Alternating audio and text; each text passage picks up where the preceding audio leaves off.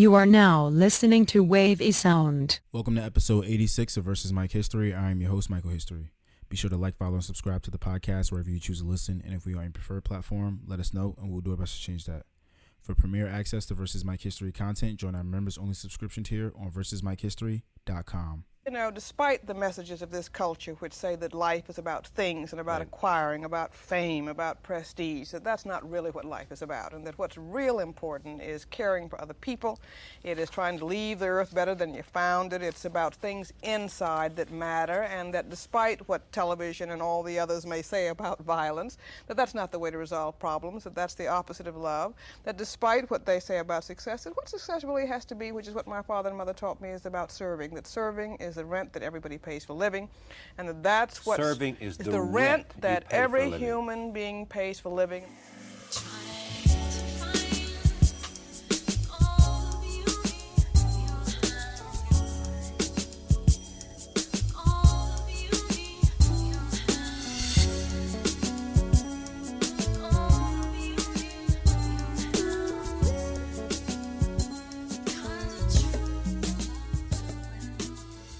Peace, family. Welcome back to another episode of Versus Mike History. It's good to be back behind the mic.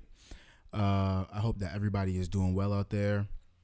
Happy Black History Month, first and foremost. I apologize that the first episode of Black History Month is coming basically in the middle of the month, but been doing some behind the scenes work, grinding, planning some really dope stuff for the future of the podcast and the brand in general. And it's really some really exciting stuff and really exciting content coming that's on the way. You know, it's Valentine's Day, and shout out to all the lovers. You know, that'll be I said it early, but whatever. Anywho, we got a few topics to get into today. There's been a lot going on in the world. Rihanna got pregnant since the last time I recorded an episode, and the LA Rams won the Super Bowl. So we're going to go ahead and get into some topics, and we're going to have a good time. All right, so as always, we got to lead with love. And like I said before, I want to give a shout out to all the lovers out there. Shout out to everybody who's with somebody.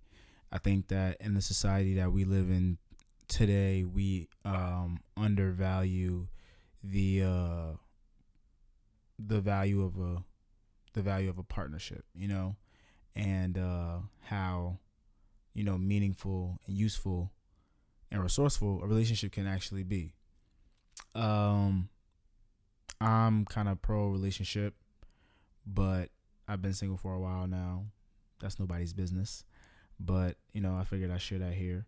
And you know, it's cool. You know, love is cool.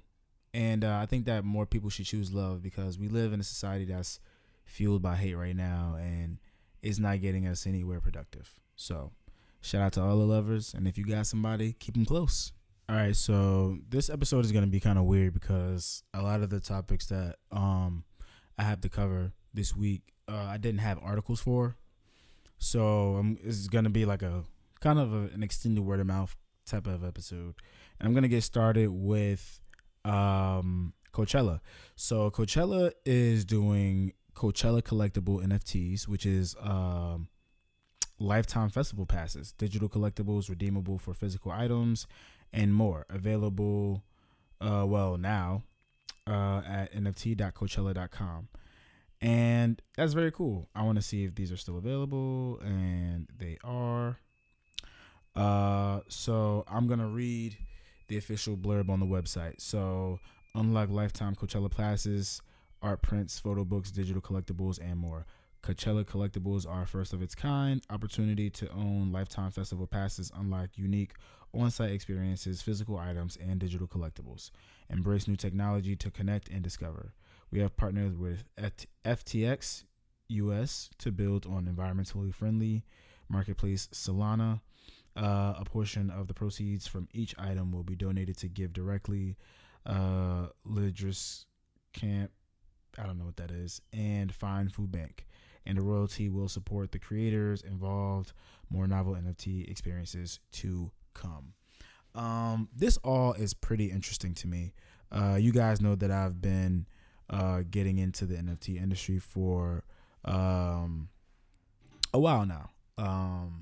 And this announcement is very in line with how a lot of different industries will implement NFTs and how we overall,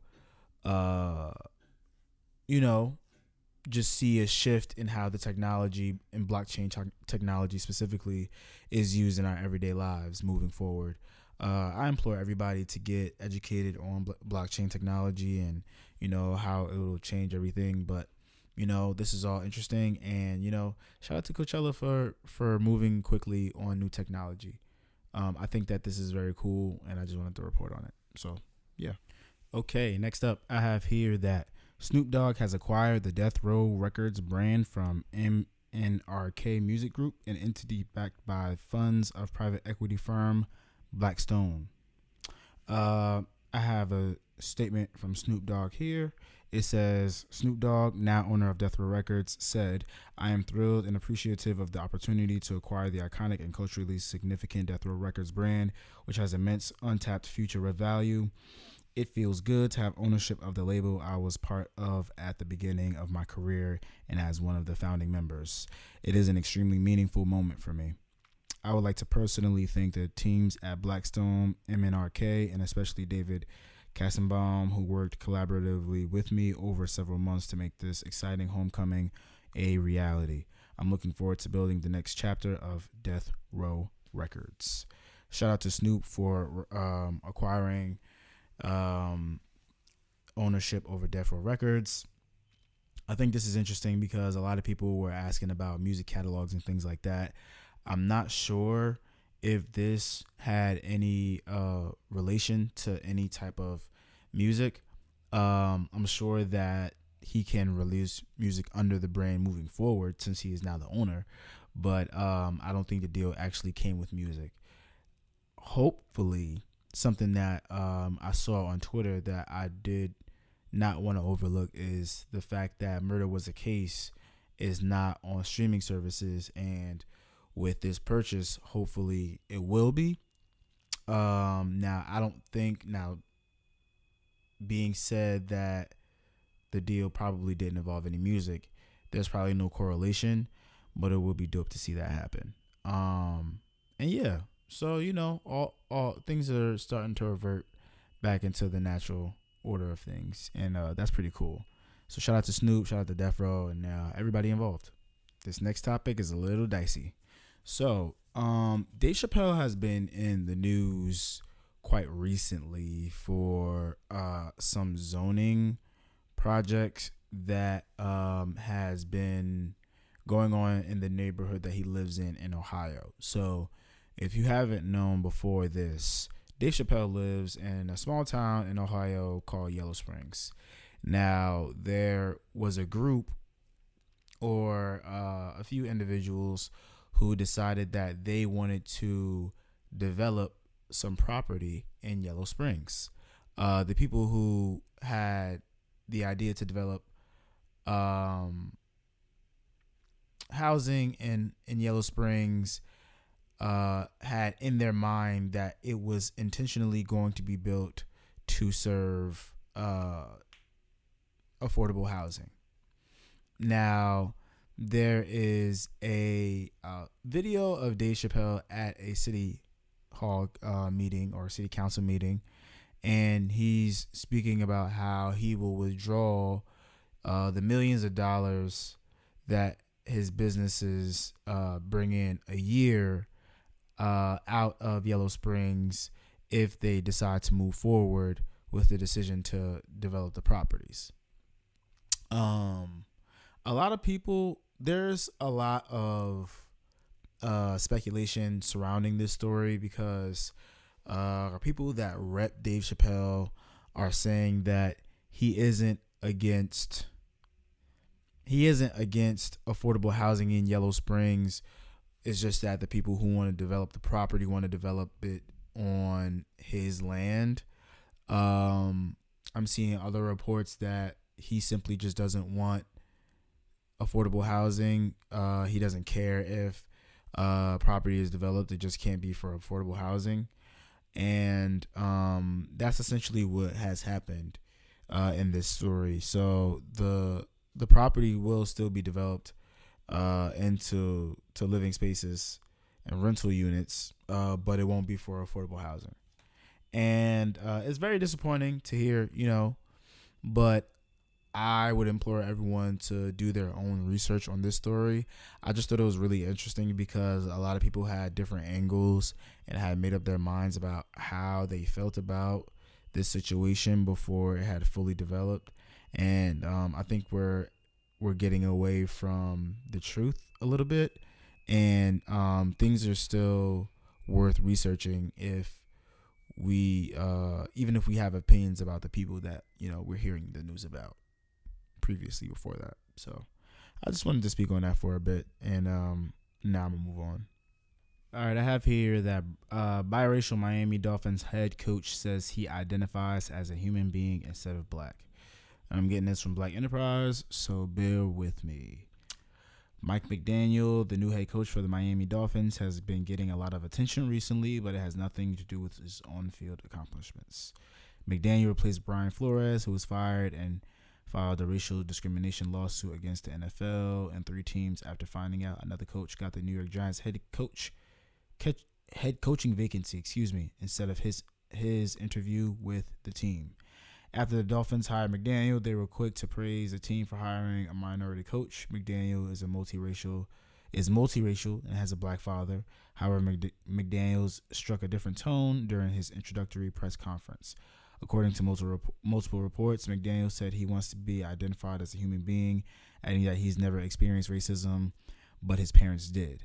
As a result, he can identify with other people's problems. It's been very odd, to tell you the truth, McDaniel said. This idea of identifying as something. I think people identify me as something, but I identify as a human being, and my dad's black, so whatever you want to call it. I know there's a lot of people with a shared experience. McDaniel continued to stumble through whatever point he was trying to make, and in doing so, exposed a subject rarely openly discussed by biracial people and their feelings about race and identity. I'm not going to go on some long tirade about biracial people and race and identity. But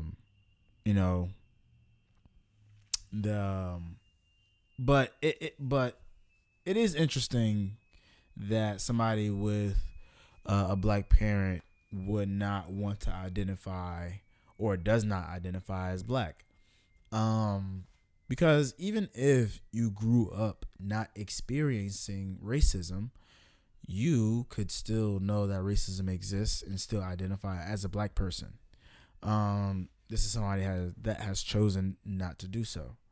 Now, given his, physical experience, his outward experience, visual, how he looks, I guess, he doesn't look like a black guy. No.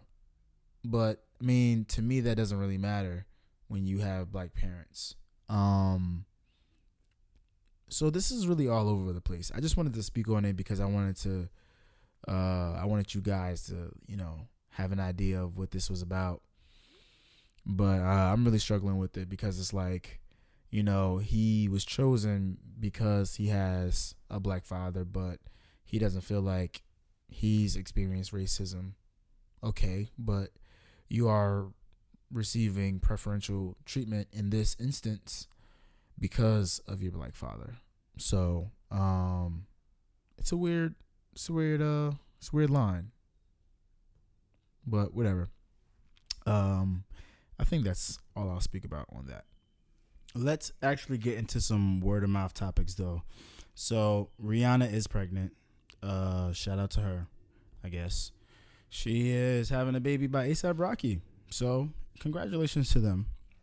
Black love, black babies, repopulating the world, all that good stuff. What else do we have here? I don't really have an opinion on that, to be honest. It's just, thought I'd speak on that for a bit. The Super Bowl. Do not care about the Super Bowl at all. But the Bengals and the Rams played, and the Rams won. So there's that. Mozzie signs to CMG. That was a very unexpected move did not see that happening. But CMG has a very stacked roster. It's very understandable why he would want to sign to them because it's very talented young men on that roster, and it's a very cool label. Shout out to Yo Gotti. He definitely got the playbook from the wealthy OGs in the game. So in terms of label building and talent searching and all of that good stuff, shout out to him. Kanye, Coachella, Billie Eilish, Kid Cudi. That's how I wrote that one out. So Kanye was on Instagram speaking about how he will pull out of Coachella because Billie Eilish was disrespecting Travis Scott while she was on stage, saying that she was going to give a moment for her fan to get themselves together. And then, he then spoke out about how Kid Cudi would not be on Donda 2 because he was friends with Pete Davidson. And, this has been a whole, era that we've been living in of Kanye West and social media.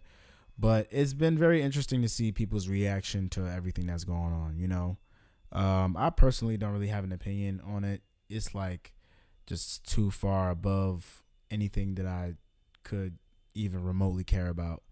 I only spoke about it because, everybody is. So I figured that I'd keep people in the loop. But yeah, this is all celebrity nonsense. So I'm going to keep it moving. And wrap it up here with DaBaby and his bowling alley shenanigans. So DaBaby was at a bowling alley. There were a bunch of, I don't know. It was a bowling alley. It seemed like a good time. And Danny Lay's brother pulled up to the bowling alley, I guess, to confront DaBaby about, how he was treating his sister. And essentially Danny Lay's brother got them paws put on him. It's a very unfortunate situation, to be perfectly honest, because he didn't deserve that. But, that is what he went there for. So he got what he wanted, actually. I don't really have any opinion on this either. I just thought I'd speak on it because DaBaby is always in the news for something negative, like always. And, it doesn't seem like his output of hits is matching up to, the types of shenanigans that he's been getting himself into. And that's very, very interesting. So I'm not plotting on this man's downfall by any means. I support all black men. But I figure it's about time he be a little bit more responsible because those repercussions will start catching up to him a little bit more once those hits stop coming through. So I figured I'd speak on that for a bit. And yeah, that's pretty much it. That's all I got on that. And we could go ahead and move on. Okay, now let's go ahead and get into some new music. So I want to start with albums. We got Hotels Motels, the deluxe version of Hotels by Jasmine Sullivan. We have Good Morning Gorgeous by Mary J. Blige. We have CM10, Free Game by Yo Gotti, the deluxe version. We got BODR, Back on Death Row, the album by Snoop Dogg. We have Ravina, Asha's Awakening, Moonchild with Starfruit, G Perico with Tango, Juicy J and Wiz Khalifa with Stoner's Night. I need to go listen to that. Jay Holiday drops off Time, Nina Simone with Feeling Good, her greatest hits, which is the greatest hits album. And that's it for albums. And for singles, we have Mozzie and Roddy Ricch with Real Ones, Omar Apollo and Daniel Caesar with Invincible, Diplo and Miguel with Don't Forget My Love, Sweetie and Her with Closer, Future with Worst Day, which is a fire song, by the way, and a pretty funny video too. City of Gods, which is Fabio Foreign, Kanye West, and Alicia Keys, dope record. Love's Train, Bruno Mars, Anderson .Paak, who are together, Silk Sonic. Gunna with Banking on Me, Vince Staples and Mustard, Magic, Nicki Minaj and Lil Baby, Bussin', Lion Babe and Busta Rhymes, Harder, Kodak Black, Grinding All Season, and Pusha T, Diet Coke. I'm going to highlight Diet Coke because that's fire. And And that's actually the sound selection of this week. But I wanted to talk about that for a little bit because it is Pusha season. His album should be coming soon. I don't know if there's an official date for it, but I believe that Kanye probably will be coming with Donda 2 first, which will be a very quick turnaround in terms of album releases. I am looking forward to Pusha T's new album, and I love that he just remains consistent. You know, a lot of people say that he only raps about one thing, but he raps about that one thing very well. So I could never complain about it. And that's just me. And that's pretty much it on new music. Let's go ahead and shift to some other stuff. Let's go ahead and shift to television, movies, and trailers and get into this Doctor Strange in the Multiverse of Madness trailer. Man, that was good. It looks so good. The spot that premiered on television is different from the spot from the actual trailer, the 2-minute trailer that released on YouTube. That's what I'm going to be focusing on mainly right now. We see America Chavez in the trailer, who jumps from multiverse to multiverse. That's her power in the comics. We see Wanda, who we knew was going to be in this film, who is the Scarlet Witch. We see Wong. We see Mordo. We see who else do we see, man? We see a lot. We see Shumagorath. We get different versions of Doctor Strange in here. We see a zombie version of Doctor Strange. We see Wanda going bad. We see Wanda heading up against somebody who looks like Captain Marvel, but you never know. It could be a variant of some sort. I'm very excited for this movie. There are a lot of exciting things that are coming in the Marvel Universe moving forward, and couldn't be more excited. Fun fact, guys, I really like Marvel content, you know, and I've been really considering doing like a Marvel podcast, but I think I'm going to just shift it to YouTube content because I do need more YouTube content. But I'm very curious to know if you guys would like to see that from me, or hear that from me rather. Anywho, another trailer that we got was the Moon Knight trailer. The Moon Knight trailer premiered during the Super Bowl during the Super Bowl this year also, and very dope. I'm very excited for this show. Still don't know a lot about the plot, and I'm very excited to see how dark Marvel actually goes for the series. I feel like with the transition from Bob Iger to Bob Chapek, we will get a lot more risk taken with Disney Plus in terms of how graphic the content can get.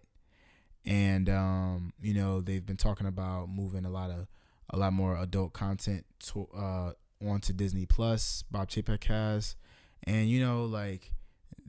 we've seen Moon Knight with his hands and his weapon bloodied. So fingers crossed in terms of a dark and gritty series from Marvel. What else did we get? We got a Jurassic World Dominion trailer. That was very cool. This looks to be the best of the three films.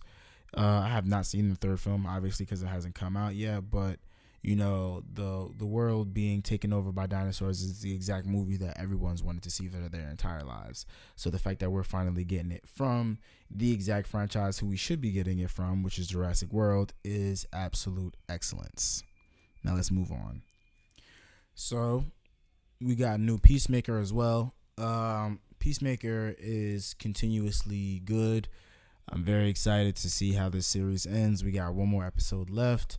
I heard that another series will be developed in line with this show, like a spinoff of this or something that's loosely connected to it, and I'm very excited for that. James Gunn is also working on another DC project, so I'm really excited to see all of the stuff that is coming on that side. Speaking of DC, they also released a short clip of all the films that they would be releasing this year, which is 4.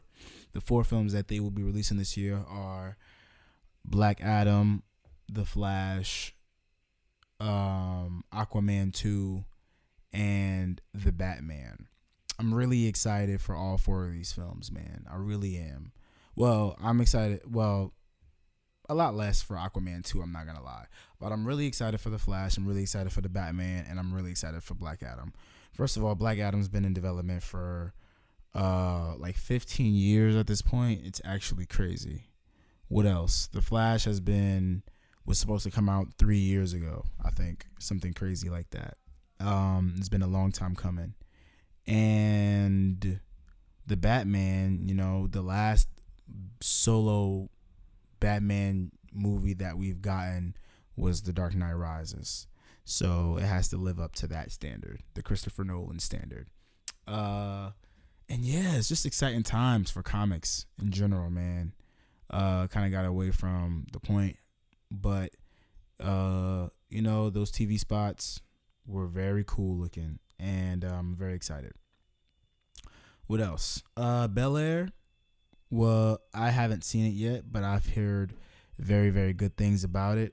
I'm really excited to see what is in store for that series because, it's a serious take on the Fresh Prince of Bel-Air story, and I think that they can do serious work with that. What else do we have? Oh, Jordan Peele released the trailer for Nope, his upcoming upcoming horror film. That'll be released in June, I believe.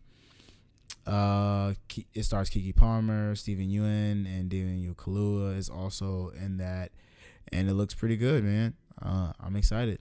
I saw a trailer for another Keke Palmer movie called Alice, which is about a woman who is a slave in the 1970s but does not know it. She thinks that she's a slave in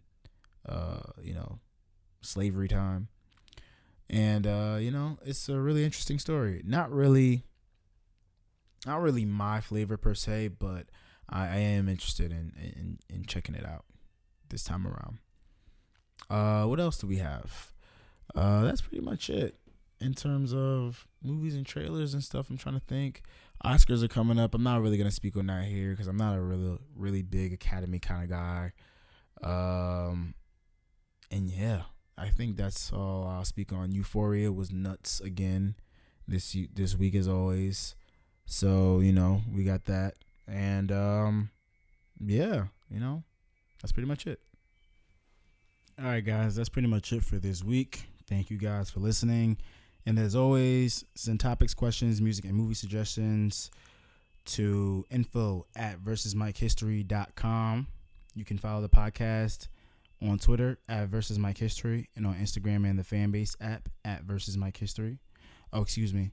You can find the podcast on Twitter @VSMikehistory and on Instagram and the Fanbase app @versusmikehistory. Follow me on Twitter @MikeHistory and on Instagram @lastnamehistory. And this week's sound selection comes from Pusha T. And it is entitled Diet Coke, produced by Kanye West. I will see you beautiful black people at the next episode. Peace.